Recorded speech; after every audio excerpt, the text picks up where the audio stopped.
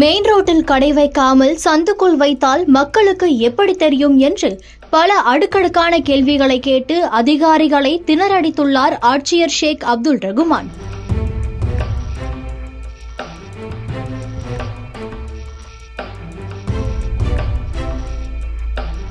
இது மட்டுமின்றி கடைக்கு உள்ளே சென்ற ஆட்சியர் செய்த செயல்தான் அங்கிருந்த அதிகாரிகளை திக்குமுக்காட வைத்தது.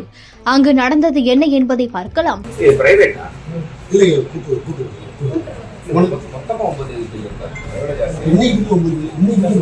விழுப்புரம் மாவட்டம் செஞ்சி அருகே உள்ள காந்தி பஜாரில் தொடர் வேளாண்மை கூட்டுறவு சங்கத்தின் சார்பில் செயல்பட்டு வரும் முதல்வர் மருந்தகத்தின் செயல்பாடு குறித்து ஆட்சித்தலைவர் ஷேக் அப்துல் ரகுமான் திடீர் ஆய்வு மேற்கொண்டார்.